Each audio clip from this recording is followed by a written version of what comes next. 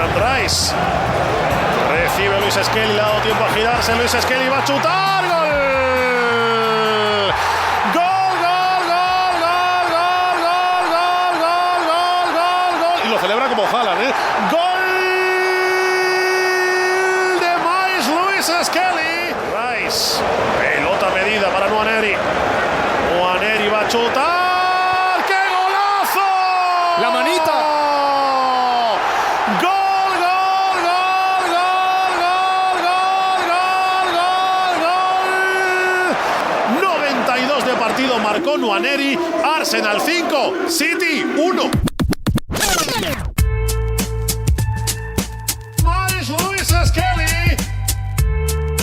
Gol. Myles Lewis-Skelly. Gol, gol, gol. Nwaneri va a chutar. Gol. Sit down. Be humble. Sit down. Gol. Myles Lewis-Skelly. Gol. Be humble. Myles Lewis-Skelly. Sit down. ¡Qué golazo! ¡Qué golazo! ¡Qué golazo! Sit down. Be humble. Nwaneri va a chutar. Myles Lewis-Skelly. Be humble. This is Arsecast Extra. Hello and welcome to another Arsecast Extra, as always, with James from Arseblog. James, a particularly goodly morning to you. Goodly morning, Andrew. Mikel Arteta used Ian Wright's catchphrase, "It's a great day." It's a great day. It surely is, or was. Maybe it still is. It's less than 24 hours later. So if you want to be all, picky and choose days by, midnight to the other midnight, then, be my guest. But we can Let still this say day this run is a and day. run. Exactly. This day can be as long as we want. It can go on forever. I have to say, I didn't sleep particularly well last night. So I got up. I got up and did an invention. I made an invention. It's a thing called the humbleometer, Oh, yes. and it ranks how humble you are between 0 and 100. So 0, not very humble at all, and 100, you've stayed all the way fucking humble. So I'm just going to run it here for a sec.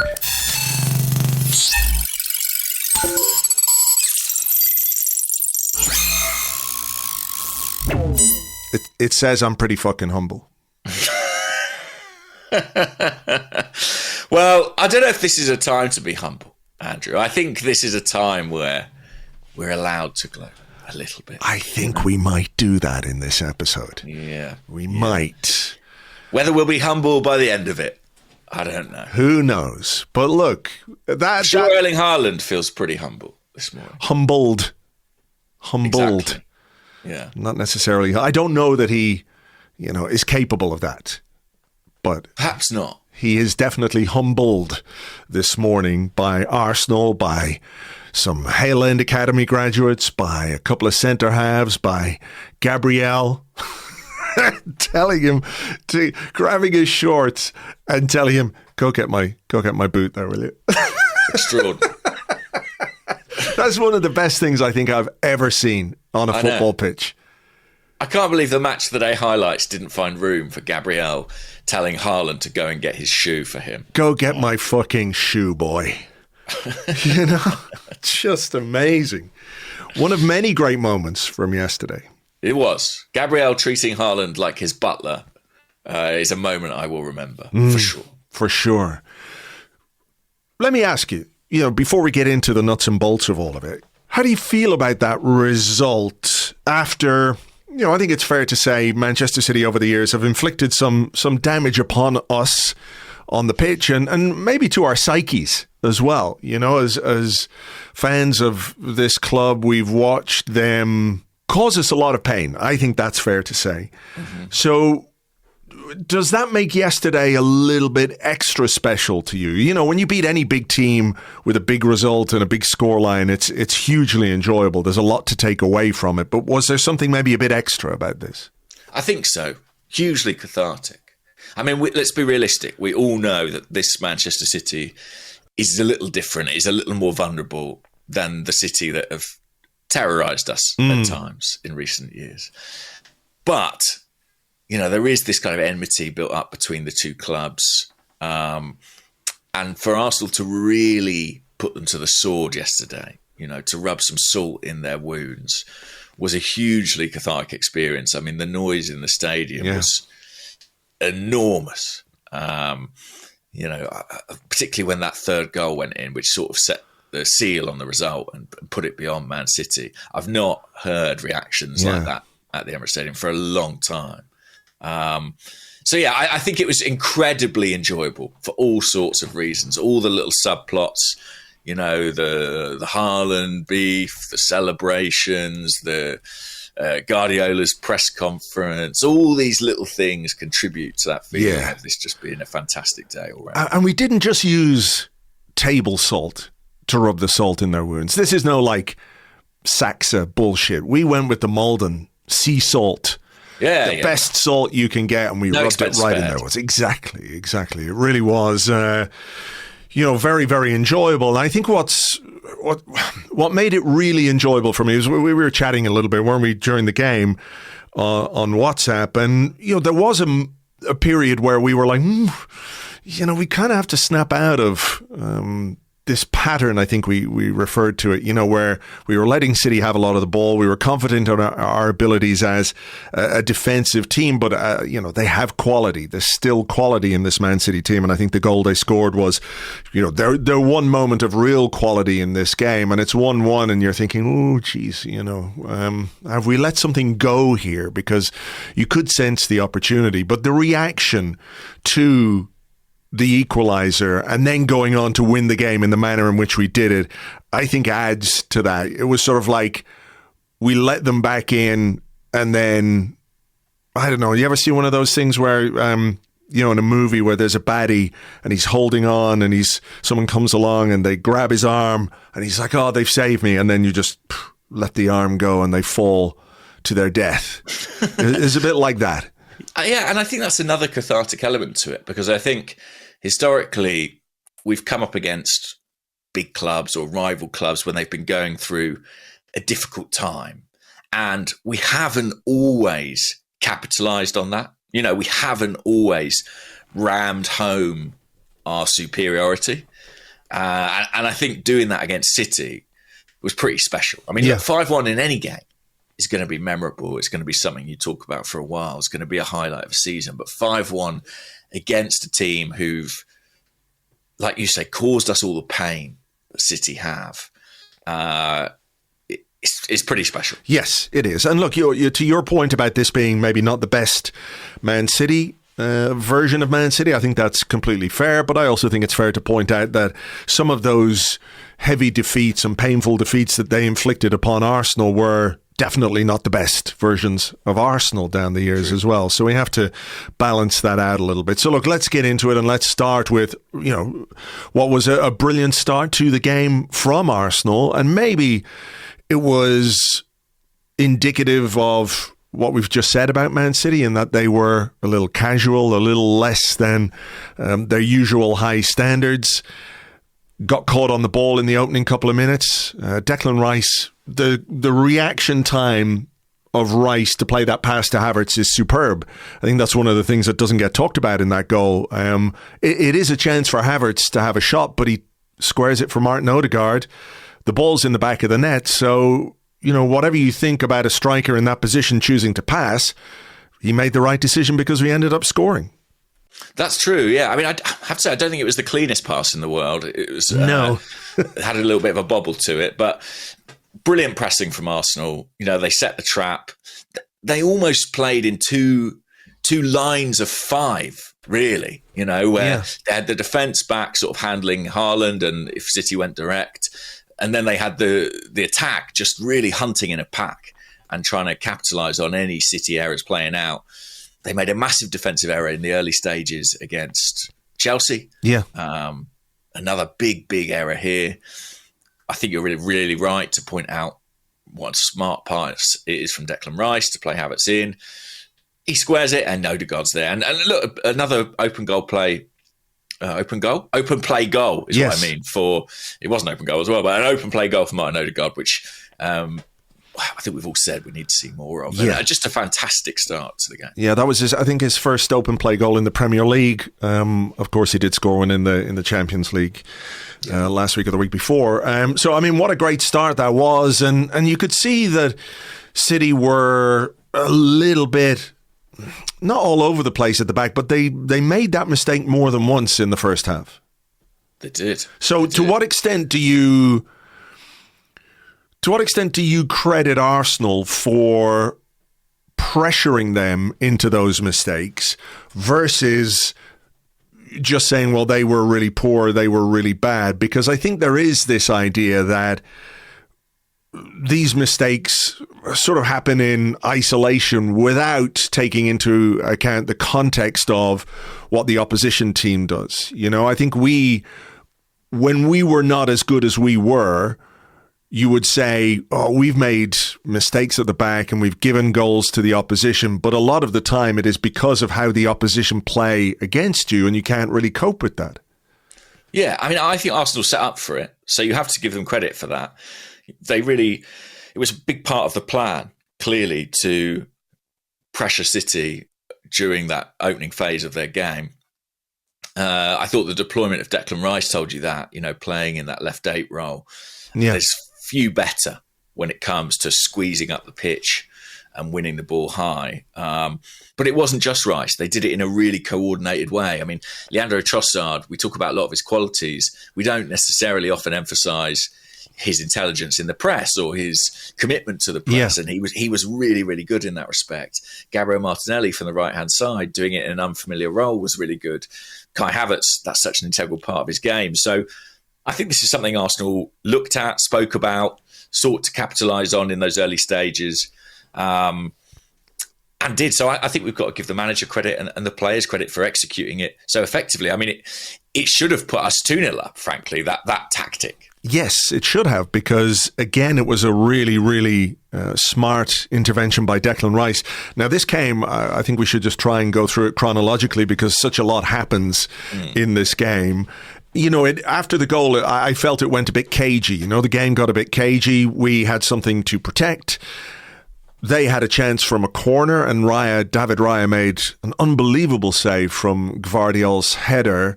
The ball bounced off the bar when Haaland was trying to get there. And then a couple of moments later, we have that big chance to make it 2-0. Kai Havertz in front of goal after a brilliant intervention, as I said, from Declan Rice. The ball came to Havertz. He's on the penalty spot. Too much time to think. He's just trying to rifle it into the bottom corner, isn't he? And drags his shot wide. There's no sort of making any excuse for a player in that position. He has to score. Yeah. It's a really bad miss for sure. And I have to be honest and say it's one that for the next half hour or so, you know, the remainder of the half and across half time, I was worrying could come back to haunt us. It was just such a good opportunity. Arsenal caught City again. I love that inception from Rice. I love that you can see it coming from a mile off. I really do think City couldn't. Yeah, that's true. But I do think that is his superpower. And I remember Rice, you know, in the Community Shield, in pretty much his first vaguely competitive game for Arsenal, just eating up the ground on Man City players. And against a midfield of theirs that was so physically vulnerable, who just didn't have that dynamism. Yeah. I thought he was an absolute difference maker. I could understand why Sky awarded him, or the Premier League awarded him the Man of the Match award. Ball breaks to Havertz, and listen, it was a hell of a miss for kind of the narrative that exists around the centre forward position at Arsenal, particularly in the light of the transfer window, which I'm sure we'll talk about in part 2, and links to Ollie Watkins, and I felt for Kai Havertz because there's no getting away from it. Do you know what I mean? It was a bad miss. Yeah, it really was, and you know, all of that focus is on a striker or a name or a forward coming in. And we can talk about that, as you said, a little bit later on. But it did feel like one of those moments. It was such a bad miss that you can't help but think, oh, this is going to come back and bite us in the arse, you know. I also think that it feels sort of crazy to say it because we won 5-1 in the end and it just felt like an absolute rout. But I do think that us going ahead and having that 1-goal lead to protect kind of played into some of our more dangerous tendencies in the way we play. Like I felt that we were a little bit passive, and City kind of grew over the course of that half. I liked our plan out of possession. I really liked the way we set the trap for the press, and we were looking to turn the ball over high up the pitch. I just felt that we maybe didn't have quite enough quality in possession at times, and we were maybe a little bit too comfortable with letting City have the ball. I know that they are a quality team, and there are going to be periods in games where they dominate possession. I think everybody accepts that. But my fear was if you let them do that long enough, they will score. Yes, I think that's true. And actually, I think one of the things that occurred to me when I was watching the game yesterday was that as brilliant as Rice was off the ball, and I think his box-to-box running yesterday was unbelievable, I did want to see him get on the ball a bit more.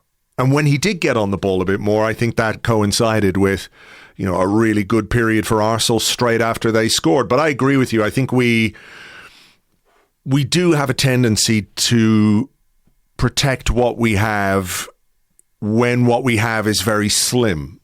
If it's a 2-goal lead, I can sort of understand it a bit more. And I'm not saying you go like hell for leather. I think it is one of those where you score early and it's that, like, have they scored too early, is sort of in the back of your minds. But I'm with you. I felt like unless we were a little more aggressive in possession and out of possession as well when City had it, I felt like we were going to concede. And they did have a chance towards the end of the first half. You remember, it was a really good save from David Raya again. I think it was Savinho with a shot. It deflected off William Saliba, and Raya had to adjust to make another save low down. So, there was threat from City in that period as well. It wasn't just sort of them passing the ball around and us dealing with it. I think we did for the most part, but there was still threat. And when you do have players of quality like Savinho, who I thought was really good for their goal. Holland, we know what a good goal scorer he is.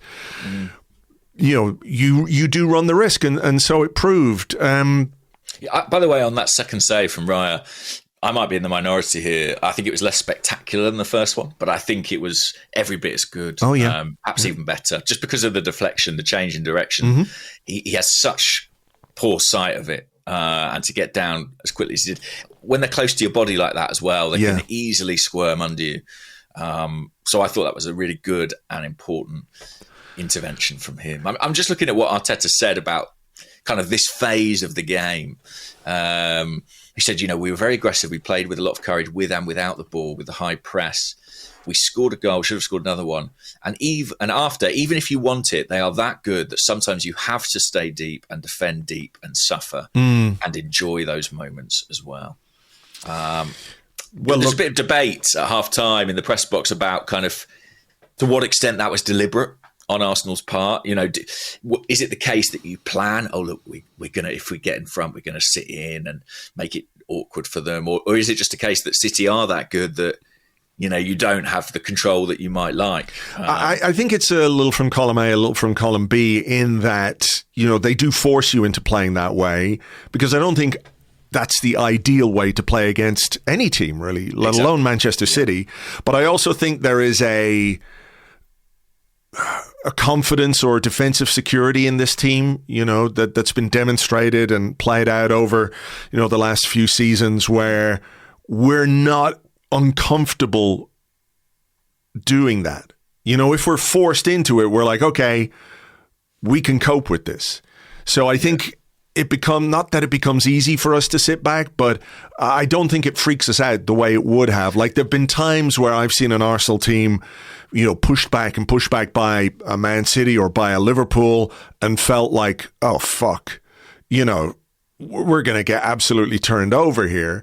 While I did think there was some measure of peril and danger yesterday, simply because of how good City can be, I don't have that anymore. Like, I feel confident that these guys can defend and can set up well to defend. But, ideally, I wanted us, early in the second half, there was a moment where I think they had a free kick or it was a corner or something. And I just wanted everyone to take a step forward, move everybody 3-4 yards, just a little bit higher up the pitch. We could still do the same thing, but we're not necessarily inviting the danger that we invited. I don't think it was long after that, actually, that they scored the goal.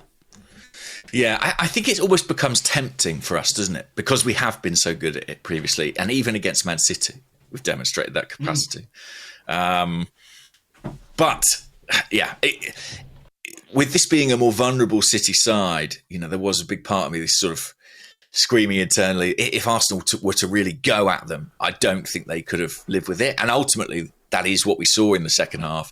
It's almost like it required that equaliser to sort of shift the dynamic of the game. Agree completely. The goal woke us up. But, talk me through the goal as, how you saw the goal that we conceded. Because, I think it's a very smart movement, and the first touch from Savinho, it's unbelievable. It's outrageous, really. I don't want to sit here this morning and give them any credit for anything because, we've won the game 5-1 and we're going to enjoy that. But I think that first touch is just top class. It really is. The ball he plays is perfect for Haaland, and, he just gets the wrong side of Saliba and heads home. Yeah, I actually think this is a brilliant goal from City's perspective. I know we always look at it through an Arsenal lens, and we'll have our question marks over maybe certain aspects, but the turn, the delivery, Haaland's movement off the back of Saliba is so good. I mean, he's standing 2 yards off him, he gives him a little shove, and then before you know it, the acceleration, he's sort of 2 yards in front of him. It is world-class centre-forward play. We're probably going to say some not very nice things about Erling Haaland on this show. But I think the movement against one of the best centre-backs in the world in Saliba, the header, he generates so much power from like a clipped cross to beat a very informed goalkeeper. I think this was sort of a quite devastating moment that showed that for all City's issues, they do still have some absolutely quality players. Sure. I think when Saliba watches it back, he'll feel a bit frustrated and like Haaland's got the better of him in that situation. But he's Erling Haaland, and in the space of 90 minutes, he might get one over you like that. I think it's just one of those where Haaland won that battle in that moment. Yeah. I mean, that was kind of about all he did in the game, but that's who he is, I guess. Sometimes that's enough. Yeah. Sometimes that's enough. Or he'll do that 2 or 3 times. There was a big discussion on TV. I don't know, that you would have seen it, obviously, because you were at the game and you were working, but they were talking a lot about Haaland and his lack of involvement. I think he went 37 minutes without touching the ball in the first half. Yeah. So there was a big discussion about that, and, how do you... are you carrying a player when that's the case? When they don't touch the ball, when they don't get involved. To some extent, though, I think Arsenal deserve credit for basically cutting off those supply lines. City don't have the craft that they used to in midfield. De Bruyne is not there anymore. Silva's a very good player, but not quite the same. Kovacic, busy, industrious little fucker, but doesn't necessarily have the passing range. But when the ball went into the wide areas, I think you mentioned Trossard, you mentioned the press and how intelligent he is in that half of the pitch. I thought he was really, really diligent, getting back and making sure that he was there in the areas where we needed him to be when the ball went out wide to Nunez quite a lot. Lewis-Skelly's there, but Trossard was there as well. So I think what we did was force them to play in areas which made it really difficult for them to get the ball to Haaland. Definitely. I mean, the application across the team was really good. And I think as well, maybe the turning point, the most crucial point of the whole afternoon is what follows the equaliser, the speed at which Arsenal get back into the game. Just, again, had a transformative effect on the atmosphere. you could see the belief surge back into the players and kind of set the tone for everything that followed. Yeah, because like when it goes 1-1 like that and you realize, oh, we should have been 2-0 up, you know? Yeah. We should have been 2-0 up. And oh, God, it's Man City again. Like, it could easily have become quite nervy, and you can understand why people would have got a bit anxious.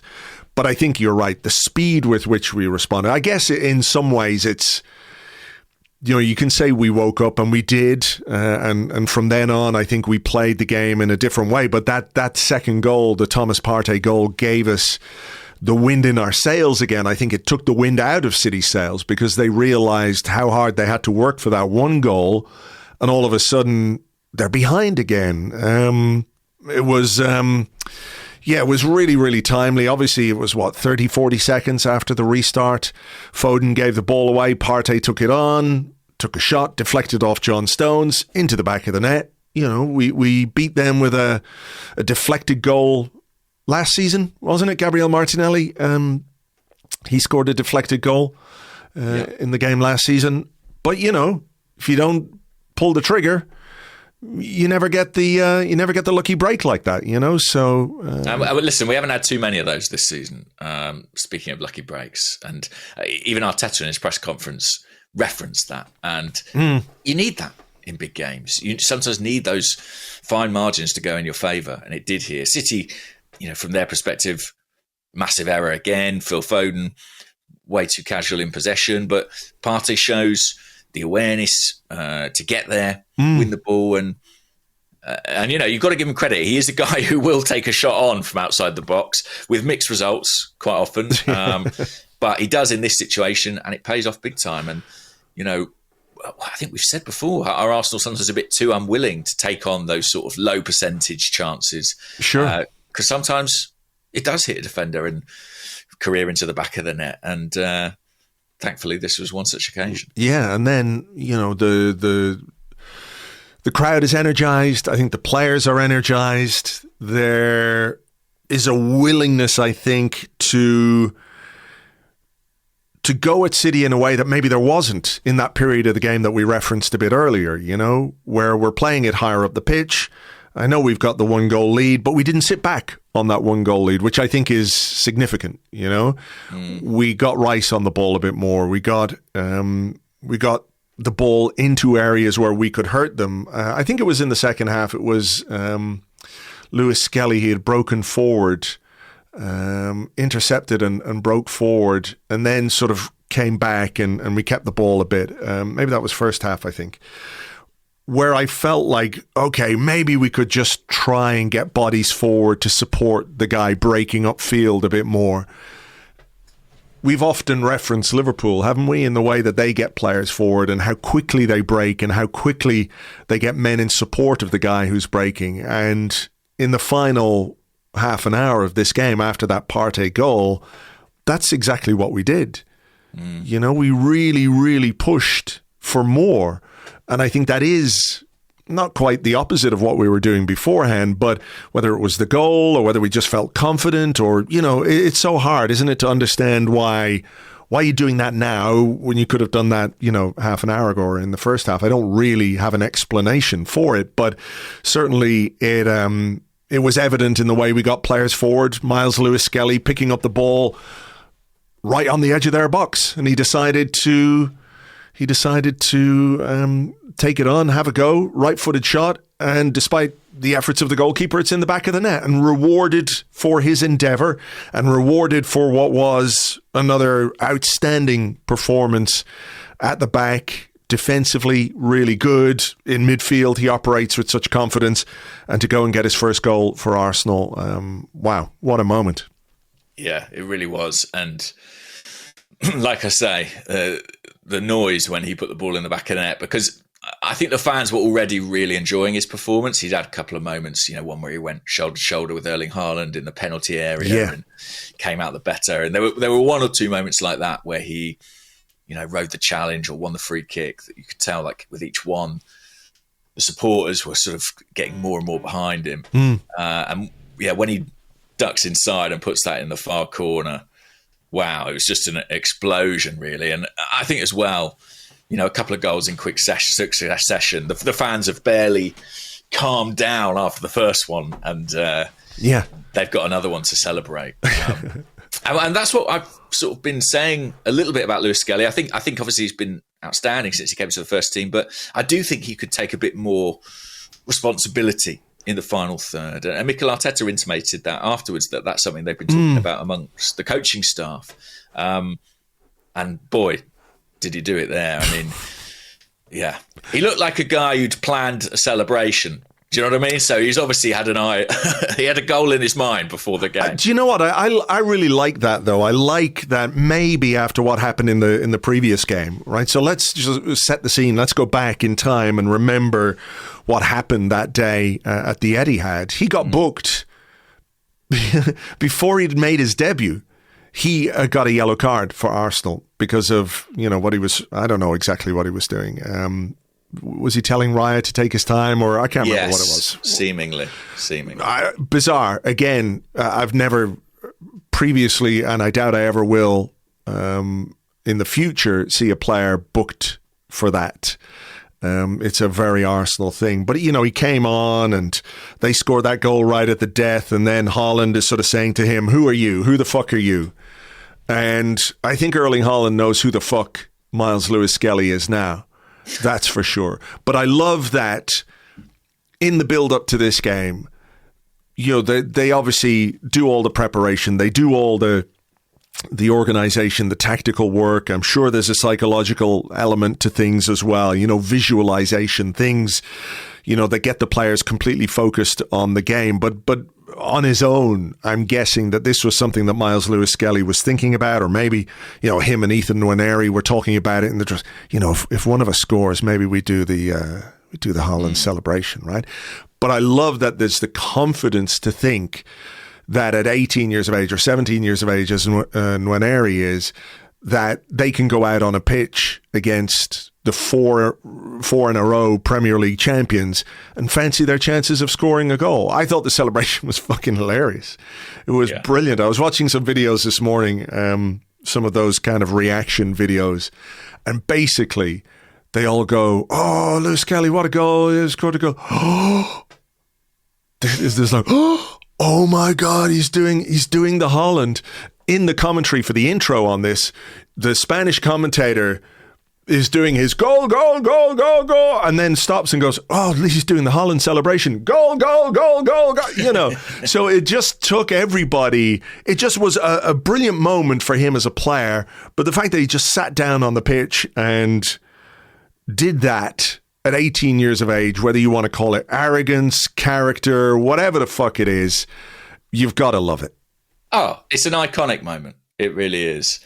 Stuart's photo, by the way, is unbelievable, isn't it? So it's behind Myles Lewis-Skelly, and all the Arsenal players are sort of standing there as he's doing his celebration. He's got his little fingers together, and the Sky cameraman is there kind of spoiling it a little bit. Someone can Photoshop him out, I'm sure. But, all the Arsenal players just standing there looking down on him like a bunch of proud dads. It's I mean, I wonder, is it something they all talked about amongst themselves? You don't know, right? The players may have all said, but for an 18-year-old to be the one to score the goal, to have the bottle to do it, is fantastic. And I think after the game, Mikel Arteta, I think he was sort of playing down that aspect of things because he doesn't want that to be the headline, right? He doesn't want that to be the narrative coming out of this game. But as fans, surely, we all just absolutely love that. Oh, yeah. And we accept that that's what rivalry is about. I thought Mikel Arteta, he was asked in his press conference, the stuff from the last game with Erling Haaland and stay humble, did you use any of that as pre-match motivation? He was like, no. And I was like, yeah. Come on, mate, pull the other one. Yeah, David Raya's injured, is he? Okay. We know he doesn't tell the truth in press conferences. He didn't tell the truth then. I'm sure it would have been part of his motivation before the game. We know he uses everything. Nice kickabout with the boys. Exactly, right? Nice kickabout with the boys. So I'm sure it was part of the discussion. And listen, when we go to the Etihad next, or when we play City next, I'm sure a picture of Myles Lewis-Skelly doing that meditation pose will be up in their dressing room. And great. Like, that's what the fun of rivalry is all about. Absolutely. Absolutely. You know, football can be a bit... sanitized. Sanitized. That's exactly the word I was looking for. Yeah. You know, like, I miss the days of people chucking pizza at managers. Yeah. It kicking off in the tunnel. I love it. And I think these players love it. That's the thing. They relish it. They enjoy it. And I think as well, that's what's so exciting about Lewis-Skelly, isn't it? That he's 18 years old. And it was evident from that Premier League debut at the Etihad when he and Haaland had that a bit of argy-bargy. He loves those moments. He loves the duel. Yeah. He loves the contest. And for a player who's that young to behave with that kind of confidence and swagger and character on a football pitch, it's really striking. Do you remember his interview after the North London derby with Ian Wright? Yeah. And he basically said, well, I'm not afraid of anyone. If you want to, you know, be the best, you've got to go out and play against the best and not be afraid. I'm paraphrasing here. Yeah. And everyone goes, yeah, you know, that's kind of what you got to say, isn't it? But it's so fucking true with this kid. It is. And listen, it could change. Like, there could, you know, I don't want you to be a downer, but if he had a game where he made a massive error or a guy got the better of him in a one-on-one over the course of 90 minutes, who knows how that might impact his confidence. And that will be a big learning moment and test for him when it comes. But right now, he's just on top of the world, isn't he? I mean, after he did the meditation, it was interesting, like the players sort of all went back towards the halfway line and he stood up and he took a moment. He just had his hands on his hips and was just taking in everything. You could see him looking around the crowd, 60,000 people just soaking in that moment. And he must feel invincible right now. Well, why not? Why not? I mean, confidence is such an important characteristic for football players. You know, on the Sky coverage yesterday, Gary Neville was insistent that Kai Havertz had no confidence whatsoever. He sort of referenced it when he passed to Odegaard for the goal and said, "Oh, yeah, I want my striker to score there." And then when he missed the chance in the first half, he was like, I told you, he's got no confidence," as if it was anything to do with confidence. I don't think it had anything to do with confidence. It's just a bad fucking finish. And I think he showed in the second half that there was enough confidence to go on and score a very good goal, which we'll come to now in a second. But when you can see a player is fully imbued with, if his confidence-ometer was up, it was at 100, you know? You know, he's made the breakthrough this season in a really big way. He's playing well. He's got the trust of his teammates. The fans love him. Why wouldn't he be confident? You know, I think there comes a point in a young player's career where, you know, that starts to fade away and you've got to produce with the kind of consistency that's required from top players. But, you know, this guy has got huge character at 18 years of age. Carragher was saying he's like Wayne Rooney or Jude Bellingham in terms of how he comports himself on the pitch, in that he feels like, well, this is my pitch. This is what I'm going to do. Yeah, I agree with that. Yeah. He looks like a ready-made Premier League player. Yeah. You know, psychologically. And actually, I know that's something that he is big on. Like he's a big reader. He's read a lot of books about, you know, that side of being an athlete. And maybe that's paying off. You know, I just think he looks so prepared for this that it is kind of extraordinary. And it's a credit to him, but also to everybody in the academy who has contributed. Yeah, we've got some questions about the academy, actually, so I do want to wait and discuss that in a little more detail, perhaps. Quick point on the third goal, by the way, that when it hit the back of the net, Amy Lawrence, who was sat a couple of seats away from me in the press box and was mainly on her feet for the second half. She might as well have been on the terraces in the 1970s or something, the way that she was acting. When the ball went in the back of the net, I was sat at the desk writing, because I was doing like a live on the whistle thing. And she ran over and, like Laurent Blanc kiss the back of my bald head. A ritual which she followed up for both the 4th and 5th goals as well. I'm slightly worried it might become some kind of tradition or lucky charm. Listen, if that's what it takes for us to get the Premier League title over the line, so be it. Well, look, I can understand that. I'm sure everybody would have been happy to kiss anyone yesterday, given the way the goals were flying in. It was jubilant, though, wasn't it? After that third goal, it was really jubilant. And you could see City were absolutely rocked. Pep made a couple of substitutions. By the way, Pep on the Lewis-Skelly celebration. That's good. It was so funny. I honestly, I cracked up. I don't know if the press conference quite captures it, but because I was sat quite at the back, but I laughed so hard at that moment in the press conference. If you haven't seen it, you can find it. Go to Haters TV YouTube channel. You can find the press conferences on there and look at the way Pep Guardiola responds to the question about some of the Arsenal celebrations yesterday. It's really very, very funny because that doesn't really capture. Yeah, the quote, "That's good," does not tell that story. Not at all. Not at all. But again, I love it. Pep reacted like a sort of Bond villain, sort of stroking a cat almost. But that's great. How fantastic to have a rivalry as rich as this, and it just makes you think, well, I can't wait for the next one.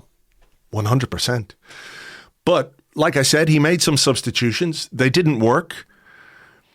De Bruyne came on, I think, and McAtee, was it? He took off Marmouche and Phil Foden, who, apart from giving the ball to Thomas Partey, I don't think I noticed throughout the game. But Arsenal were just enjoying themselves then. We broke. I mean, Partey played some fantastic passes. There was one for Martinelli. I think that was Rice, actually, who drove forward and played it to Martinelli, and that chance was saved. But then it was a Partey pass for Martinelli, which resulted in the 4th goal. He took it on. Havertz made the run outside him. And, like I said, there's no lack of confidence in the finish from him there. And I think as a sort of a little bit of redemption, in as much as you need redemption in a game that you win 5-1, I was really pleased for him there because, that miss was so bad, he would have had nightmares. Even if we'd won that game 4-5-1 without him scoring, he would have gone home and just been like, fuck. Yeah. And I think that goal was extremely important for him. Yeah, I mean, I spoke in praise of Erling Haaland's movement. This was great movement from Havertz. Not just an intelligent run, but sort of having the athleticism to make that run at that point in the game. The speed to get up on the outside and find that overlap, I thought was really impressive. It's a great finish, a really good finish, a more difficult finish than the one in the first half. Even before the goal, I thought this was another sort of interesting Havertz performance, and one that kind of illustrates the difficulty in some respects that Mikel Arteta has when it comes to the centre-forward position. Because if there are 10 things that Arteta wants in a centre-forward, I really think Havertz does 9 of them extremely well. I agree. It is just that sort of clinical finishing that is maybe the questionable part of his game. And I don't necessarily agree with the Gary Neville confidence narrative at all. I just think this is a game that illustrates who Kai Havertz is.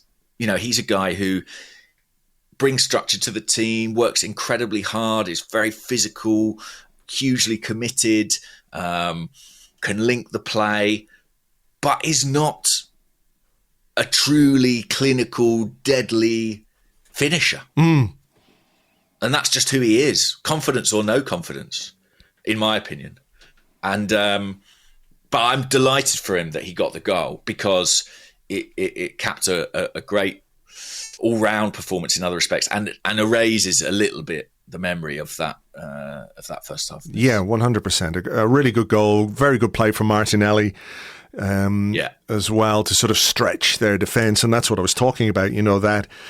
That willingness to get forward and for people to get forward in support. I don't know if you noticed, but look at where Martin Odegaard comes from. I know. And he wanted the ball. He wanted the ball, yeah. He was looking for it, or he was going to be there if the keeper had made a save. He would have been there to apply a tap in. But Odegaard ran, 60, 70 yards to get into the box to support in that moment. And it's so funny. I wouldn't necessarily say Martin Odegaard is the quickest player in the world. I'm not saying he's slow, but he's definitely not the quickest player in the world.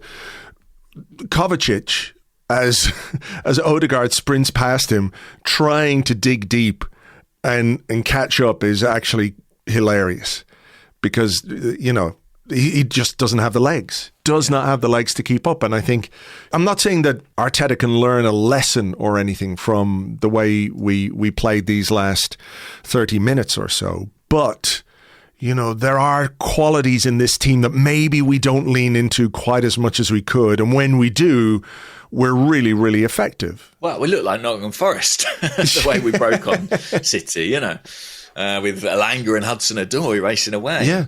Yeah. I don't know if it's just because of City's kind of frailty through the middle of the pitch and the difference in physicality between the two teams, or I don't know if we just don't often face opponents who afford us that game state, who come out and chase games to the extent that we're able to break on them. But it was a lot of fun to watch. Not something we see often. And you mentioned Martinelli. I mean, we could talk about a lot of individuals in this Arsenal team. Lewis-Skelly was obviously brilliant. Rice, I thought Thomas Partey was excellent, really, really good at the base of midfield. But Martinelli on that right-hand side, I thought did really well too. And there was a lot of talk about, will Ethan Nwaneri start this game? I completely understand that, given his contribution midweek. But I think in the absence of Saka, Trossard and Martinelli, in this orientation, with Trossard on the left, Martinelli on the right, have begun to find a bit of form and a bit of fluidity. Martinelli had that offside goal in the first half, and I think was a constant threat in the second half. And so that's, I think, as excited as we are about Nwaneri, and we'll come on to him shortly, I think for Arteta, it must be really valuable to see that there is a bit of a balance he can strike now with those two on those sides. No, yeah, I think that sometimes I think we can be a little bit guilty of assessing forward players only by the numbers. And I'm not saying the numbers aren't important. Of course they are. Ultimately that is how you are judged as a forward player. It is goals and it is assists, right? But I think what Trossard and Martinelli have done in the last couple of weeks, they've both been really good, even if maybe they haven't got the numbers on the stats board to demonstrate that. But I think there is certainly an improvement in their game. And, you look at where we are and what we've done and some of the results that we've had over the last few weeks. And I think they deserve, a lot of credit for that. So Martinelli obviously gets an assist for that Kai Havertz goal. Declan Rice gets an assist for Ethan Nwaneri's goal. I mean, this was a brilliant pass. I mean, from Opta, Ethan Nwaneri's goal ended a passing sequence of 36 uninterrupted passes in a move that lasted 1 minute and 54 seconds and involved every Arsenal outfield player.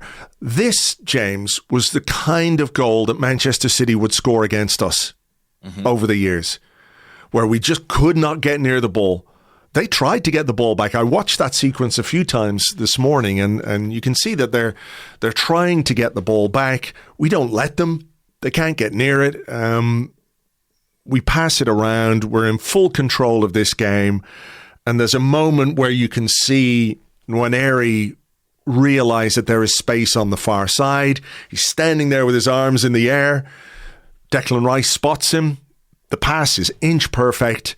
And as we said during the week, for a 17-year-old to already have a trademark goal is absurd. It really is absurd. But this is Ethan Nwaneri's trademark goal, where you can't give him that space. You just can't do it, because he has got the quality and the confidence to apply the finish that he did yesterday. I think that this is genuinely a brilliant, brilliant goal from start to finish, in terms of how we controlled it, in terms of how we then executed the final section of that, and then, the pass and the finish unbelievable stuff. Yeah, it is. I have a little theory about it, actually. I don't know if it's right, but I do wonder if Mikel Arteta had a role to play, because when Declan Rice is sort of on that left-hand side, the manager's about 3 or 4 yards away from him. And I don't doubt spots the space that Nwaneri is in. Rice spots it too. You see him look up. But after Rice has played that crossfield pass and Nwaneri's curled the ball into the net, as Rice is running across the pitch to Nwaneri, he looks back and sort of laughs and smiles towards the bench. So I do wonder if maybe he got a shout of far side. It's a brilliantly executed pass, regardless, and the finish. Oof. It's becoming a familiar sight. I mean, what can I say? Yeah. We've got some questions about him, which we might do in part 2. But 17 years of age, he's got 7 goals so far this season from 700 minutes, less than 700 total minutes in all competitions. I remember... I've got a hell of a stat by that, by the way, because there's only 2 players who have ever scored more goals for a Premier League side aged 17 or younger. Right. Do I have to guess? You can have a guess if you like. Wayne Rooney? He's one. Michael Owen? Correct. Wow. Okay. That's the bracket that goal yesterday puts him into, Yeah. I remember when Cesc Fabregas broke through and... obviously that quality was there straight away. We all knew that this was an exceptional talent and an exceptional player. But I do remember Arsene Wenger saying, a player needs, to get to 2021 before they really start delivering, end product. And I think that was true to an extent. Maybe it was a little bit earlier with Cesc. But, his big goal-scoring seasons and big assist seasons came, when A, he had a bit more responsibility, but B, when he was a bit more mature. But Nwaneri producing what he's producing from the minutes he's got at 17 augurs so well. And I know we've got a question about the academy, so I'm going to save it for that. But I'm just, I was looking at this yesterday and thinking, right, if we're in the transfer window, it's deadline day and all the rest. Let's say we're looking for players and you see a Nwaneri or a Lewis-Skelly at Brentford or at Brighton or one of these clubs where they have this reputation for really, really smart young recruitment because... Yeah. They've earned it because that's what they do. They bring in good young players. And you're thinking, well, can we go there and can we get those players? What are you looking at in today's market for a 17-year-old and an 18-year-old like Nwaneri and Lewis-Skelly? You're talking minimum £100 million, probably. Yeah. And that's what these guys have brought to the team this season. I think it's so impressive and it's so exciting that it's not just their monetary value that they've brought to the team. They've brought performances and qualities to this team which give them that monetary value, not just because they're good young players, but because of what they've done on the pitch as well. It's amazing. Yes. Semi-Aquatic asked exactly that question. What price are you willing to pay to sign other of these players? Right. And I think you hit the nail on the head. Looking at what Spurs were prepared to play for Matisse Tell, for example, these have to be £50 million players, which is an extraordinary thing to say. £100 million worth of talent that's come in from the academy this season. And it is really something. I mean, we have found a player. We spent weeks looking for a player in the market, and who knows whether we'll get one. We'll come on to that, no doubt. But we have found something in Nwaneri. I know he had that injury after the Brighton game and that interrupted his progress. But if you kind of take that period of time, if you set that aside, what he's contributed since kind of the end of December, since Saka got injured really, is incredibly exciting. And I just can't wait to see more from him. And clearly he's ready. This is Manchester City. Yeah. This isn't a Carabao Cup game. this is the Premier League, the highest level, against the champions, the 4-time champions. And he's delivered a goal of that calibre. Well, yeah, after delivering a goal of that calibre in midweek in the Champions League as well. Now, I recognise that Girona are no Manchester City, even if they have been or are owned by Manchester City. But it's the highest level of European football, and he's done it. He's got, 3 goals in the Premier League, a goal in the Champions League, 3 goals in the EFL Cup, and he hasn't played 700 minutes yet. And I think it's more than reasonable to suggest that he could end the season in double figures. Despite being, I don't want to say peripheral, that's not quite the word. I don't think that's fair. But he's been managed, or his minutes have been managed quite carefully by Mikel Arteta. And I know there's been such a lot of debate about that. Is it... Well, he's only made 7 starts, Andrew. Yeah, I know. But what I was going to ask you is, the frustration maybe that we didn't see a bit more of him earlier in the season, particularly when Martin Odegaard got injured, I understand. But is there an argument to be made that easing him in and managing his minutes the way that he has is allowing Ethan Nwaneri to produce now and hopefully more between now and the end of the season? Maybe. I mean, when he picked up that injury, didn't he, against Brighton? So maybe there's also a degree to which he needs to be physically managed as well as kind of mentally and in terms of his adaptation. I think that's what we said, wasn't it? That from our perspective, when we thought about this, that the only reason not to use him was something physical, because in terms of talent and readiness and maturity, he ticked all those boxes, from Maybe. what we saw. I have to be honest and say I'm not convinced that he wouldn't have been just as effective in September, October as he is now. Okay. I think he's that good. Yeah. I don't necessarily disagree with that. I'm just trying to think of... Yeah.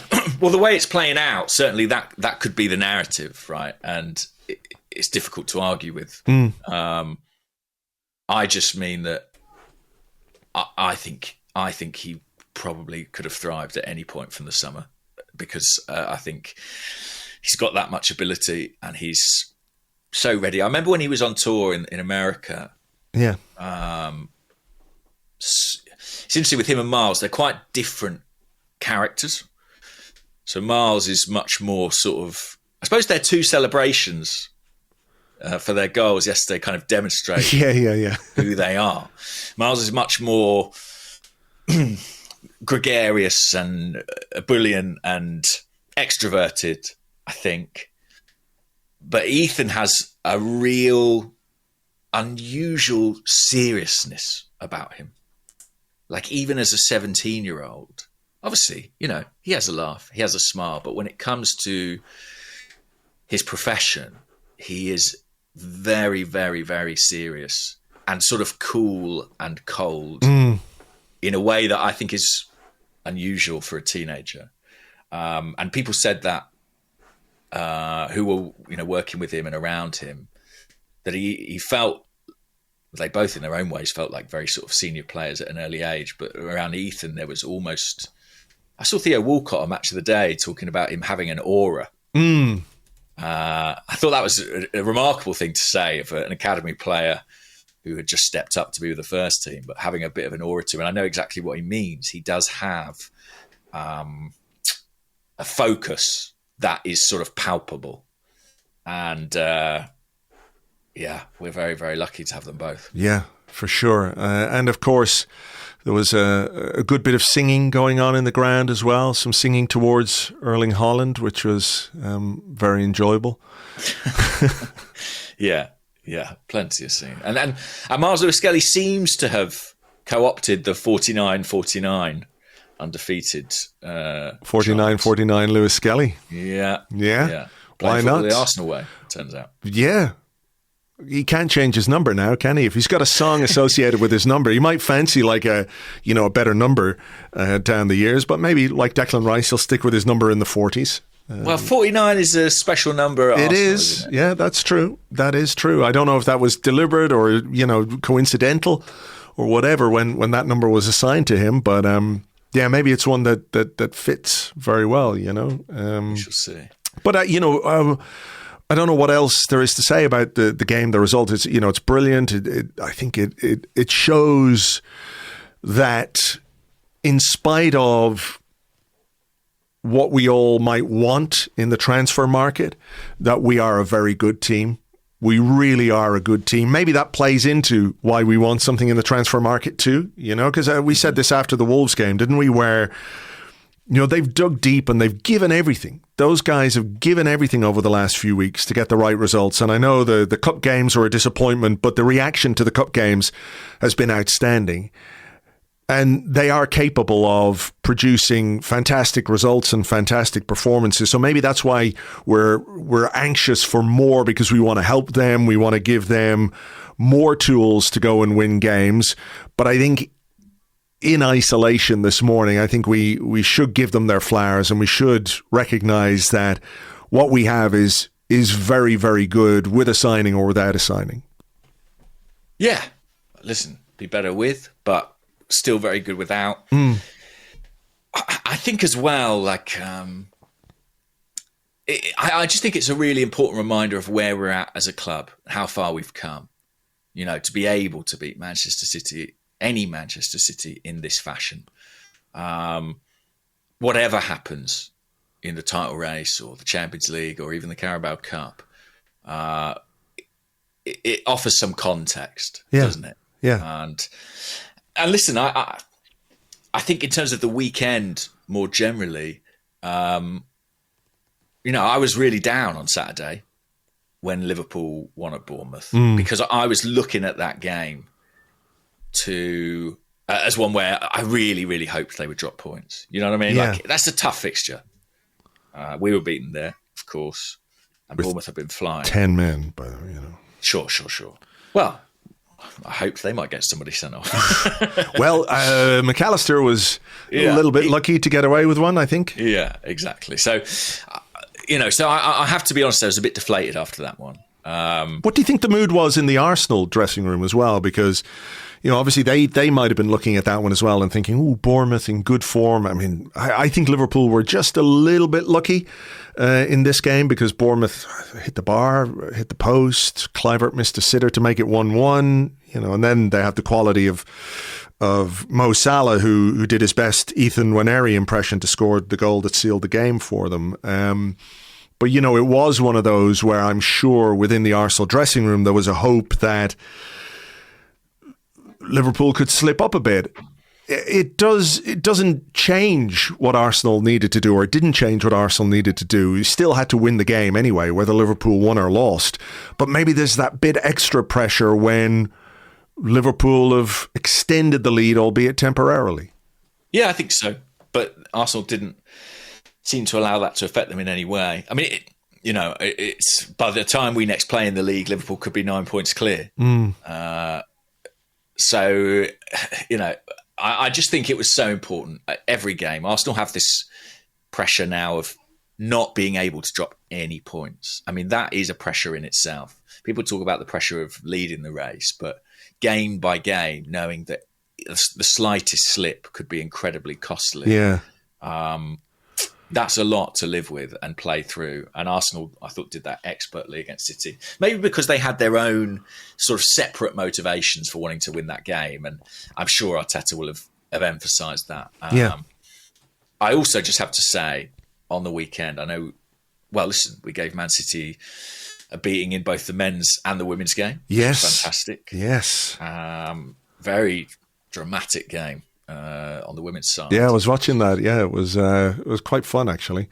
Yeah, and I also am so glad that we won, because it means I can fully enjoy what's happening at the other Manchester club in Manchester United. We have to savour this, guys. We are in a golden age of bad Man United teams. They are, by their own admission, by Ruben Amorim's own admission, the worst of all time. The woes. And I sensed maybe online and in sort of on social media, maybe because we hadn't kicked off yet against City and no one knew quite how that was going to go, there was a bit of a reluctance to truly put the boot into Manchester United, but I'm not going to miss that opportunity.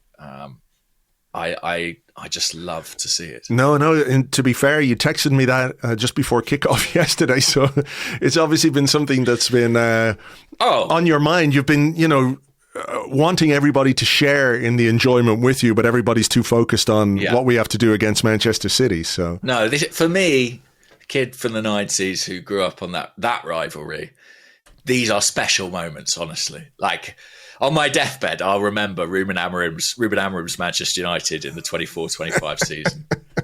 Like, I can't believe they've replaced Ten Hag with, like, the answer, and they've got worse. It's so incredible. I love it. I think, it will get better in time, but that means we have to enjoy this all the more. Of course. Well, why don't we take a little break here? We'll let everybody go make a cup of tea, and while they're making their tea or their coffee, they can just contemplate Manchester United being terrible for a little while, which on top of us, Arsenal, like you say, men and women, scoring 9 goals against Manchester City yesterday. I know. Just let your mind go to the beautiful place. The sun is shining, the birds are singing. It's a beautiful open meadow. You can just lie there, enjoy your cup of tea in your mind palace of fuck Manchester. Is that what we call it? I don't know what we call it. Yes, that'll do. Let's do that. Okay, we'll come back with some of your questions and more in part 2 right after this.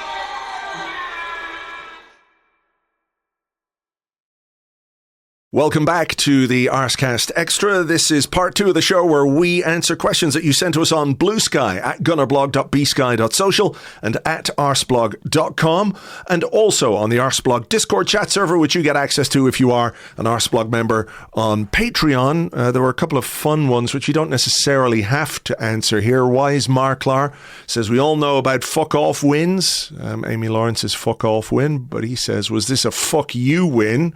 Which I think it might well have been. And then there was this one from Callum who says, good morning both, great win.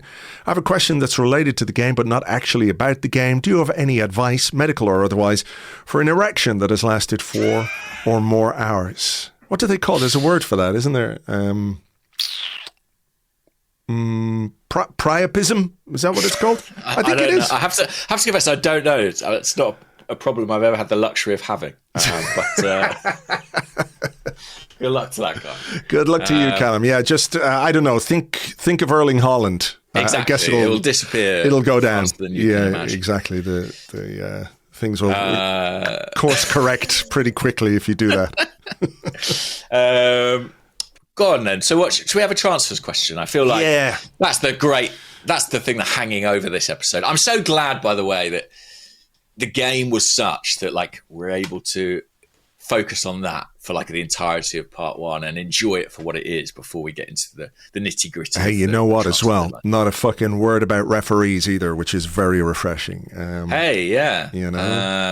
like that. Yeah. I could get used to that. Me too.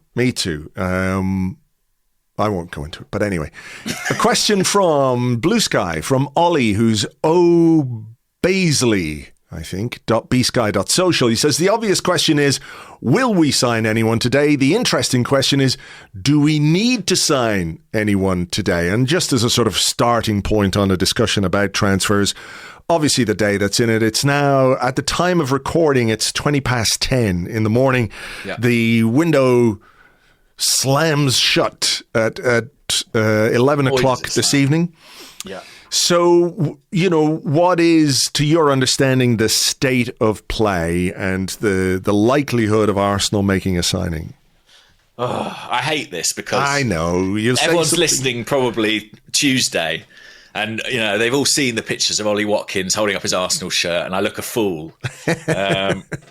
And Arsenal, to be fair to them, have sort of made fools of us all in some recent deadline days. You know, I think back to, was it 2020 when they signed Thomas Partey against expectation? You know, people at Arsenal the night before, and I think the morning of, were saying, don't think there's going to be anything.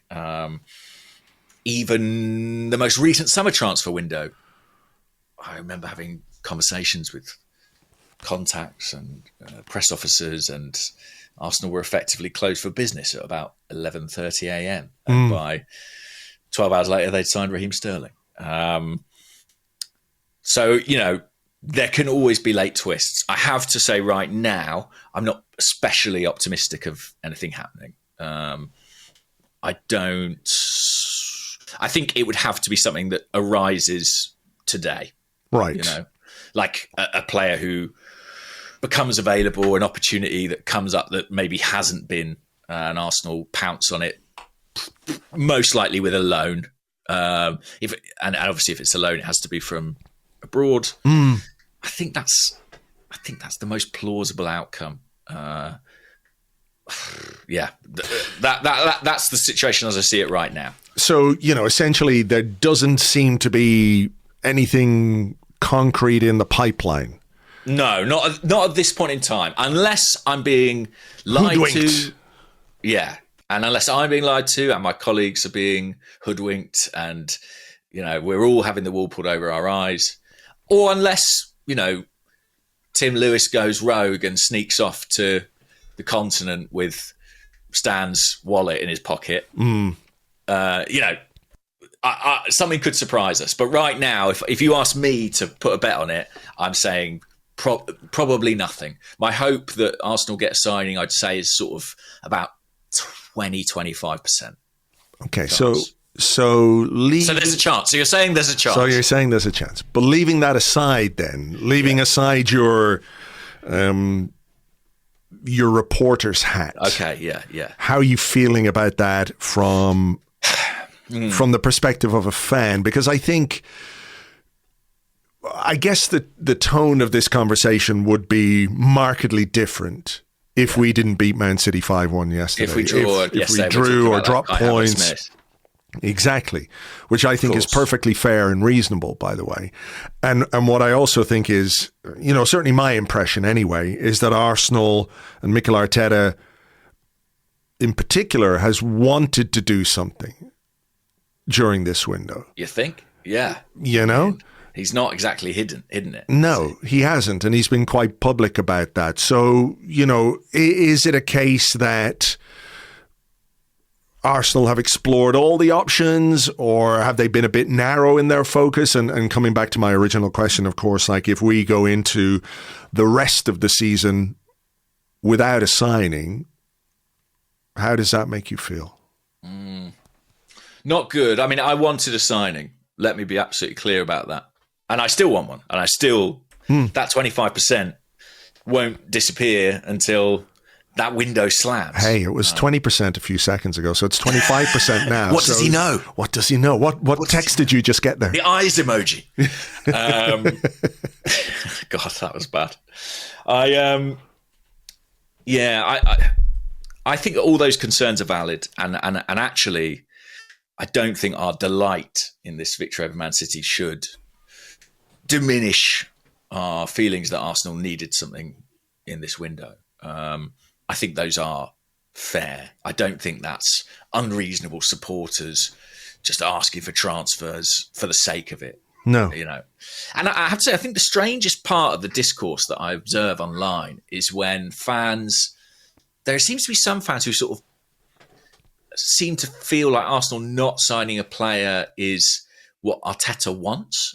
Like, I don't know if they've just been they got used to that under Wenger, but I've seen comments being like, if Arsenal don't sign anyone, Arteta, you know, is in big trouble with me, sort of thing. And I'm like, well, he really wants a signing. I mean, that much is clear. Why has it not happened so far? I don't think Arsenal really intended to do it until Jesus got injured. And that was kind of mid-Jan. I don't think they felt like they were going to sign a forward when Bukayo Saka got injured. Mm. We haven't spoken on here since the whole Ollie Watkins story came out. No, that's true.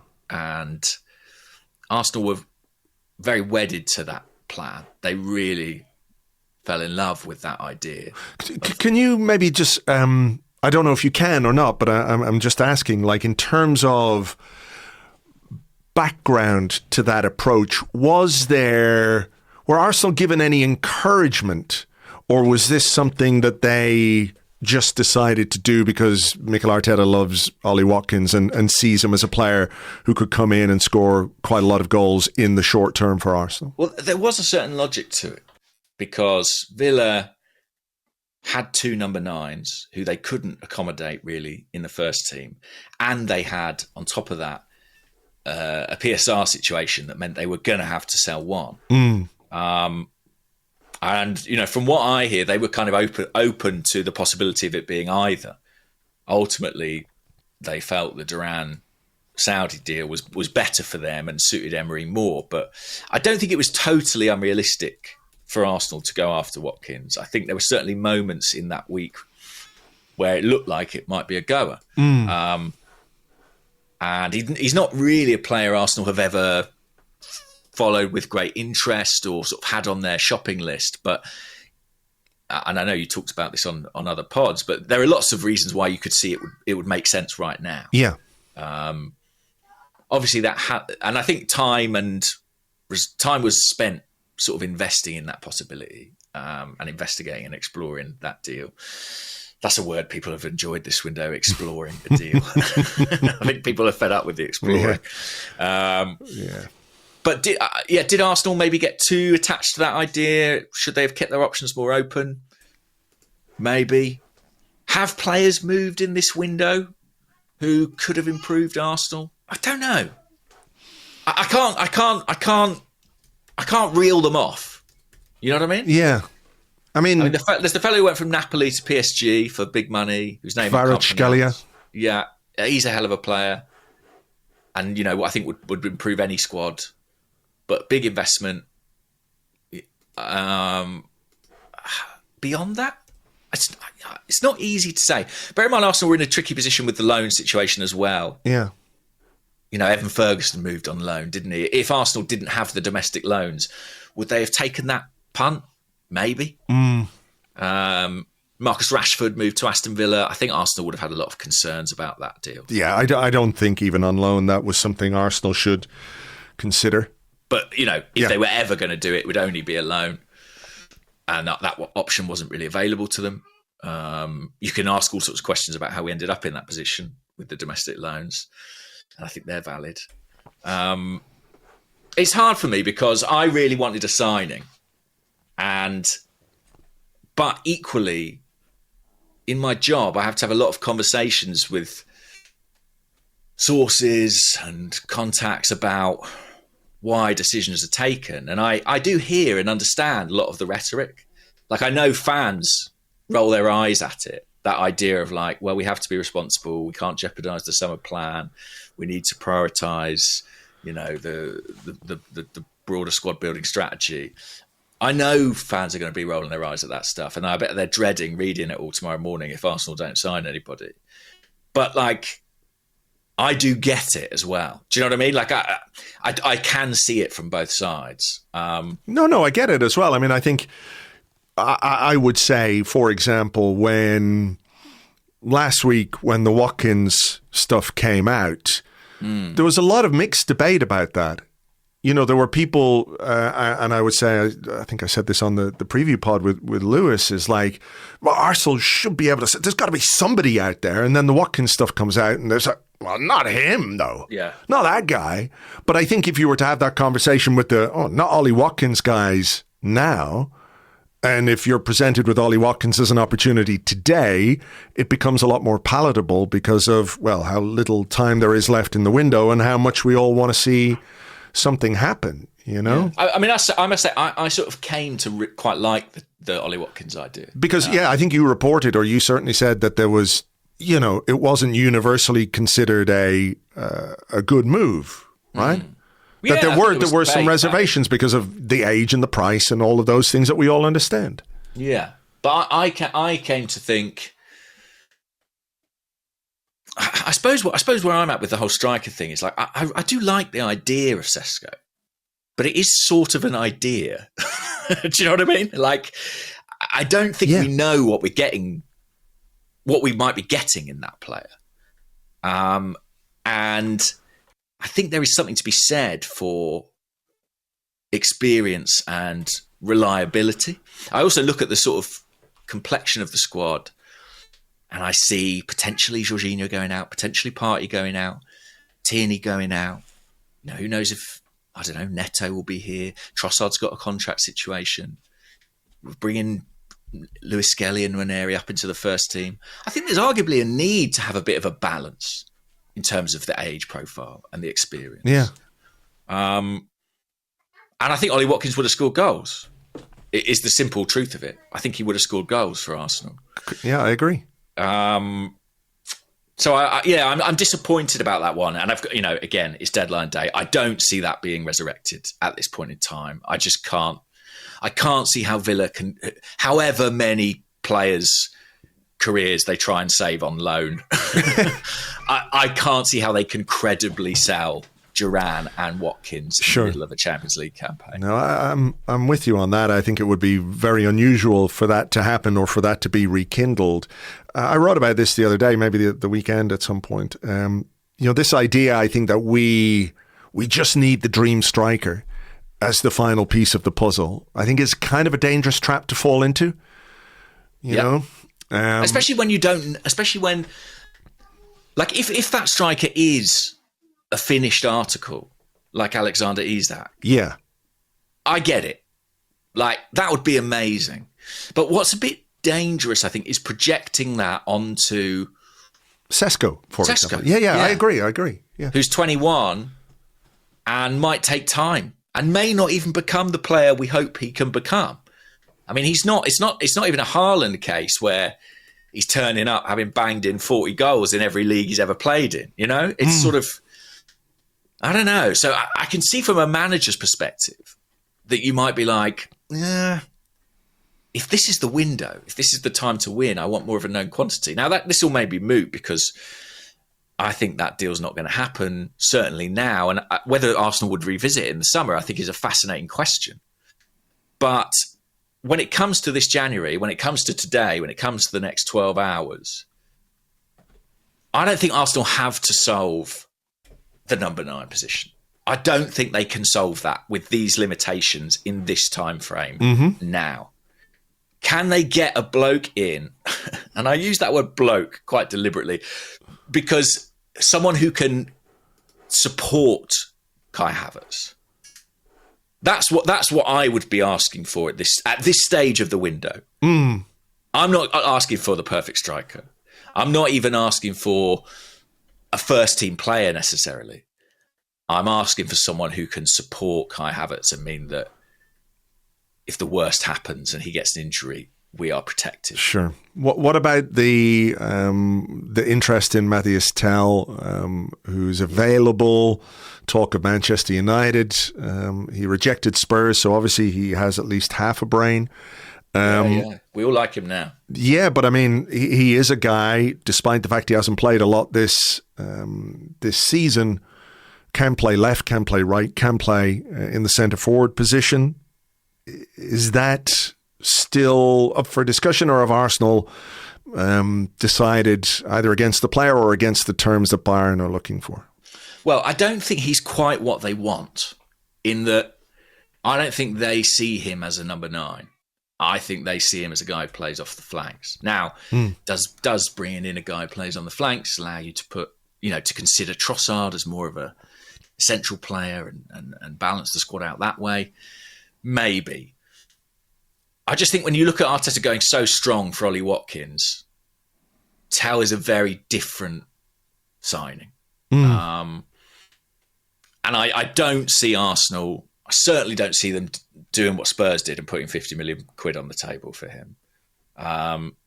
If there's a possibility to loan him without an obligation, in these final hours, maybe Arsenal would do it, and it would be a bit of a gamble.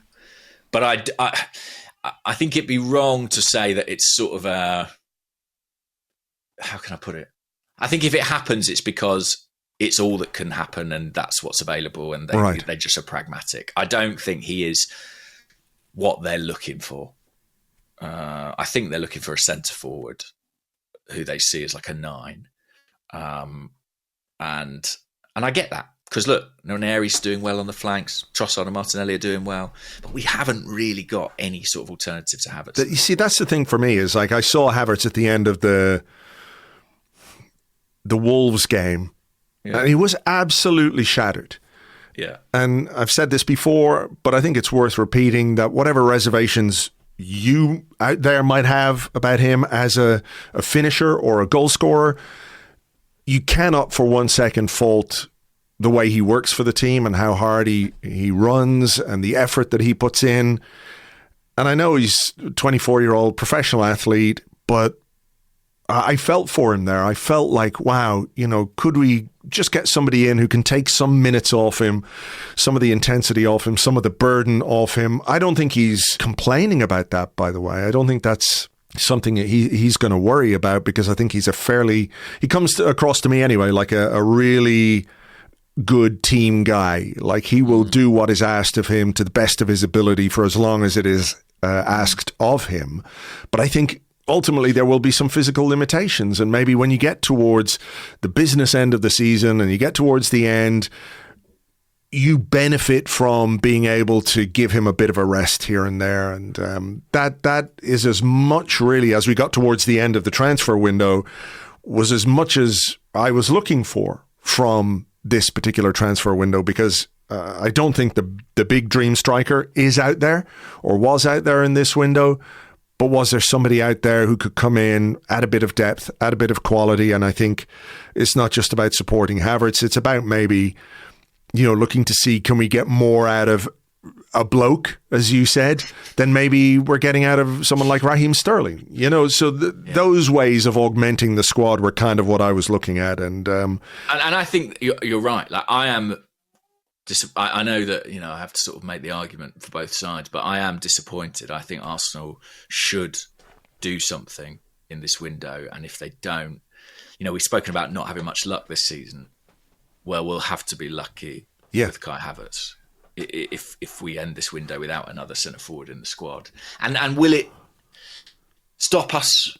It's easy to say because it's not happening now. But I think with Ollie Watkins, if we'd got that over the line, I'd be feeling pretty good about our chances. I just think that degree of depth and experience and quality would have left us in a much stronger position. I think now, as happy as I am about yesterday, when I think about can we win a Premier League, can we win a Champions League, and look at what we've got available in the front line, I'm not sure. No, that's it. Even looking around at some of the other Premier League clubs this weekend, right? So I was watching Match of the Day the other night, and Fulham are away at Newcastle, and they have Raul Jimenez, who's a good striker. He's leading the line, gets to 70-odd minutes. He scored a goal. He gets taken off. He doesn't look particularly happy about it, but they put on, what's his name, Muniz, and who pops up and gets the winning goal for them in the final stages of the game because he's got some fresh legs and sharp movement. There are pretty much every other club in the Premier League has got another option for centre forward, and we're kind of alone in that we don't. Like, not everyone has all their players available to them, right? There are going to be players who are injured and things like that, but across the board, Crystal Palace, Mateta scores goals for them and is scoring goals for them, but they've got Eddie Nketiah. I'm not saying that we need. Available? I'm not saying we need Eddie Nketiah, but you know what I mean. That they've got these options available to them that we just do not have, and I think it is. Do I say like is there a problem?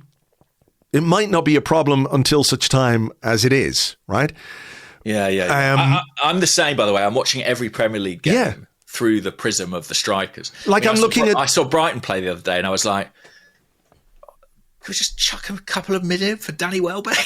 Like, you know what I mean? Like, I'm at the point where I'm looking at every centre forward enviously. I was looking at Liam Delap the other day going, there's a good fucking player, you know, who's at a club where if you put the money down, you can probably convince them to do a deal. Not now. Not on deadline this is day. The problem. It's like, which club is selling their centre forward? Nobody. On deadline day? Nobody. You know, that's it. And I think there is a big question to be asked about our forward recruitment. And we've had this discussion before, so we don't need to go over it again. But I think when you are a club like Arsenal, and we've been unlucky with the Jesus injury, we've got to put that down. So, you know, if Jesus is there, we do have another option. You know, we do have Havertz and we have Jesus who can play as the 9, albeit in different ways. So the Jesus injury has done us dirty a little bit. But, you know, we do just have one centre forward, and we have, over the course of Mikel Arteta's reign, and this isn't to blame Mikel Arteta specifically for this, but I think we have spent just about as much on goalkeepers as we have on forwards. Mm-hmm. And for a club like Arsenal, with the ambitions that Arsenal should have, with with the ambitions that Mikel Arteta consistently states, right? He talks all the time about we have to be there for the biggest trophies. These are the standards, right? We want to compete for the biggest trophies and win those trophies. You can't do it unless you invest properly in your forward line. And totally agree. And I think in some respects, whatever happens today, the opportunity is already missed because there's only so much you could do today. Like, last transfer window, we got someone on deadline day and we all felt relieved about it. But when we looked at it in the wash, what did we actually get? We got Raheem Sterling on loan from Chelsea, and it hasn't really worked. No. And my fear is that even if we do get something over the line today, I kind of feel that's where we're shopping at this point in time. Mm-hmm. So I don't feel especially good about it, regardless. But let's see, you know, perhaps we'll be surprised. My suspicion is we won't. And in a way, thank God, at least we're having this debate off the back of yesterday and the result that it was. Yeah. Because as you pointed out, it could have been a very different tone. It would be a very different tone. It's now 22:11 on deadline day, so let's see what transpires. I think we should do a few other questions because there were a couple of interesting ones. I wanted to ask you this one from the Discord from Mr. Snrub. He says, is it time to give Big Purr his flowers? The kids coming through Hale End are not only technically solid, but their mentality is different.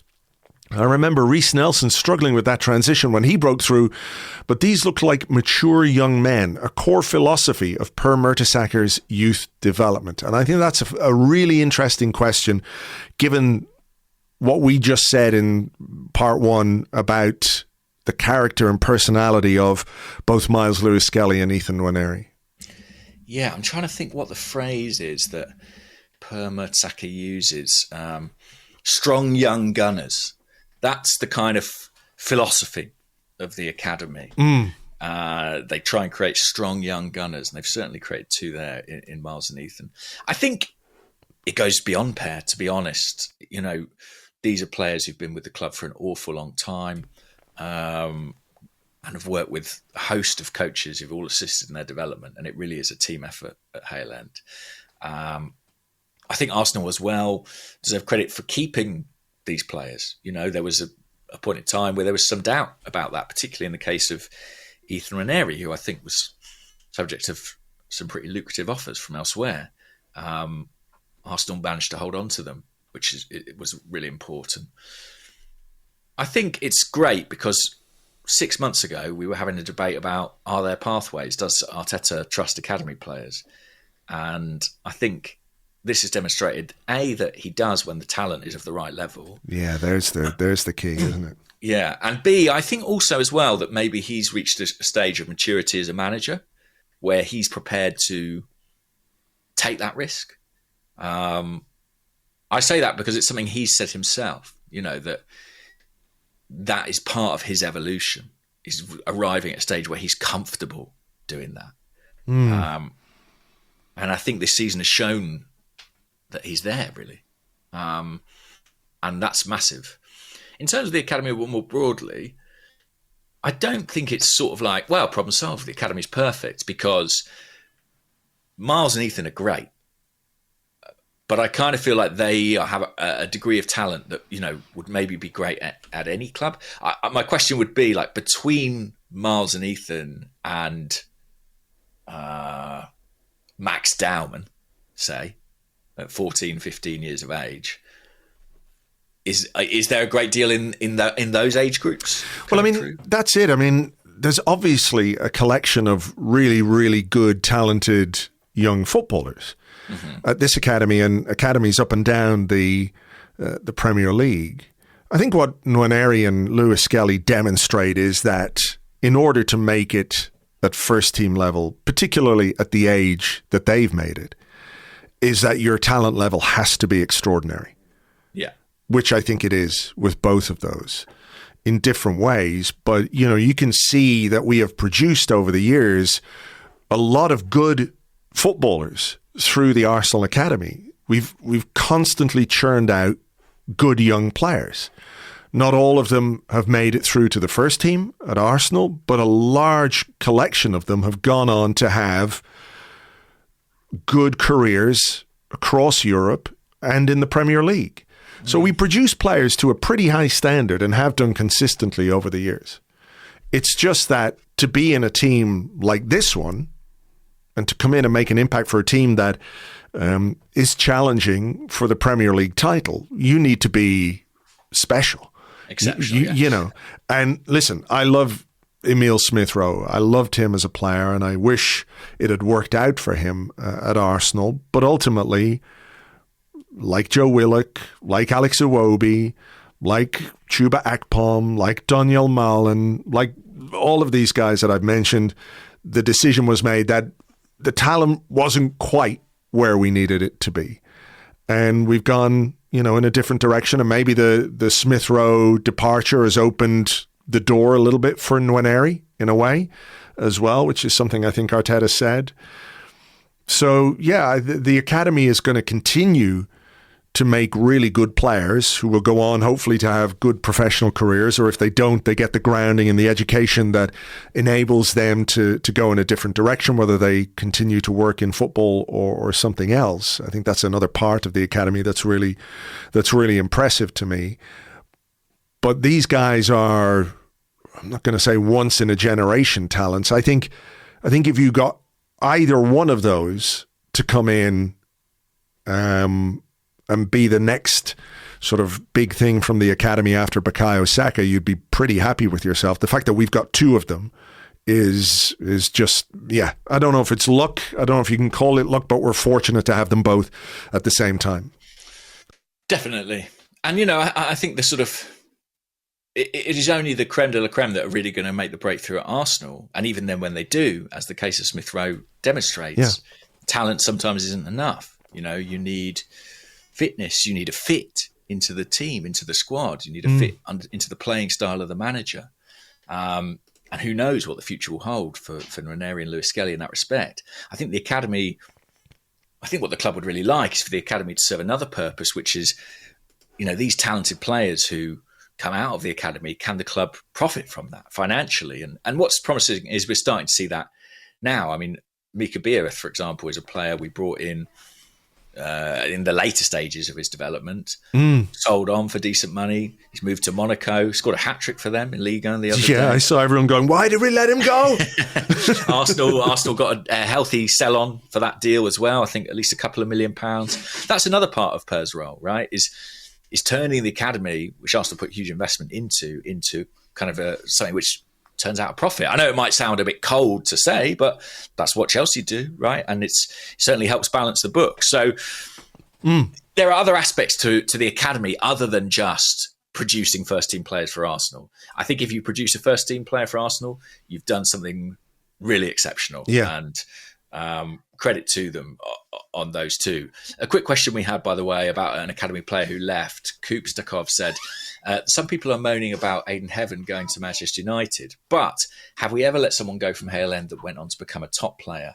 Our record seems pretty good. That's a good question. I'm sure there must be Andy Cole. Andy Cole, I think, is. I mean, it's obviously an old. That's a long time ago. Gnabry, maybe you could say. Oh, you could definitely say Gnabry, but I think that was more of a situation that was engineered, wasn't it? Yeah. But yeah, there was a talent, absolutely, that we let go, and probably when you look back on it, didn't manage as well as we could have. But this is it. I mean, that's the standards, right? And Aidan Heaven is perfectly entitled to go. I mean, he's been told he's a first team squad player at Manchester United. Well, I mean, good luck to him. Yeah, who'd want to be a defender in that team? Well, that's it, you know. Sandro Martinez might have done his ACL yesterday as well. So, oh, really? Yeah, he might be. He might actually get a game. I presume he got injured trying to fucking kick someone. Did he, Martinez? Yeah, I don't know. The butcher got butchered, apparently. Right. I mean, no, I think it was just one of those. He landed awkwardly on the knee, actually, but couldn't happen to a nicer guy, I suppose. Yeah. Yeah, I mean, look, with Aidan Heaven, he was on the tour, wasn't he, with Ethan and Myles, and he did play some games, and actually, was it the game against Manchester United when I think Hoyland held him off and scored, but I think his response to that on the day was pretty good, you know. He didn't let that affect him on the day. I think he did look a little bit, in terms of talent and readiness and maybe even character, just a little bit behind Ethan and Myles in that respect. So Arsenal clearly okay with letting him go. There is a not the same pathway for him in his position that there is maybe at Manchester United.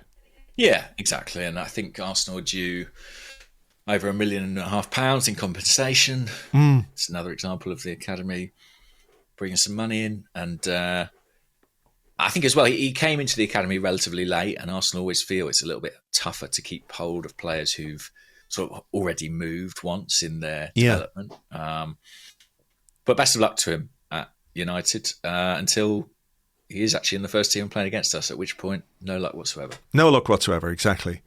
We can wish you well for 36 games a season or whatever it might be if you do make it through to the first team there, what else have we got here? I like this. Master Johnbury. Just a humble question. Have we ever had a better celebration than Lewis-Skelly's mockery of Haaland's Zen pose? Better celebration? I mean, the one that always springs to mind is Arshavin against Barcelona. Sure. Where he lifted up a piece of sort of modern conceptual art. Yeah, exactly. It was all very meta. He lifted up his shirt to have a picture of himself celebrating on his shirt, wasn't it? Something like that. Yeah.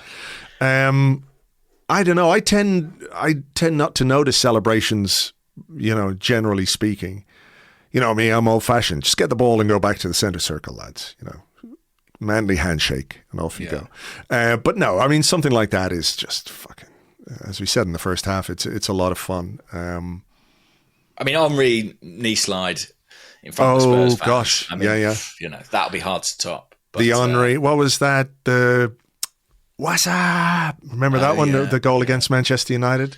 Yeah. But this will be remembered. And actually, like, you know, we say, an 18-year-old of all people doing that celebration. I think celebrations really mean something to Myles' generation. You know, like a bit of the FIFA-ication of the game. Yeah, they've grown up on that. Yeah. Yeah, the trademark, you know, press X button to do this celebration. I think it's part of the game for them. And it's part of their self-expression. Yeah. So maybe, you know, people saying, oh, he's done the Haaland celebration. You know, if you can fashion your own celebration. Oh, look, they're all doing the Lewis-Skelly. So that's the next step for him now, is to sort of come up with something himself. Be creative and invent his own celebration that other people can copy. What about this one? Are you still there? I am still there. I haven't got long, though, because... The transfer deadline, Andrew, what if something happens? What if something happens? Okay, well, maybe we'll leave it there then, because we have actually been going quite a long time. Because we had a big, long first half. If people want to hear a bit more about Arsenal beating Manchester City, there will be an Arsenal Women Arsecast for you a little bit later on today. Tim and Jamie are going to be recording that, so you can relive another fantastic victory away from home. This one as well, 4-3 win for Arsenal women yesterday. So Tim and Jamie will have an Arsecast extra for you. We will have what will we do tomorrow? I think we've got an episode of the 30 tomorrow because there's a game tonight. It's Chelsea West Ham tonight. So we'll round up all the Premier League action in the 30 tomorrow over on Patreon, and we'll probably do a bit of a Newcastle preview podcast because that's a big game on Wednesday night, James. Are you just very quickly before we go, are you feeling a bit more confident about our ability to go there and get a result after what we've done in the last couple of weeks? You have to, don't you? Especially because Newcastle got beat again at home. Yes. I think it's all on the first goal, isn't it? First goal. If Arsenal score first, I think Newcastle will get nervous. If Newcastle score first, I'm afraid it's tie over. Well, let's see. Let's hope we can score first. Just get those instructions to Mikel Arteta and the boys. All right, they'll carry those. They'll carry those. Okay. Well, listen. Best of luck with your sleuthing for the rest of this transfer deadline day. I hope you might not, but I hope you're really fucking busy. Yeah, me too. So we'll see what happens. To you guys, thank you so much as always for being with us. Hope you enjoyed the show. Hope you enjoyed how humble we've been all the way through, and we will catch you on the next one. Bye bye.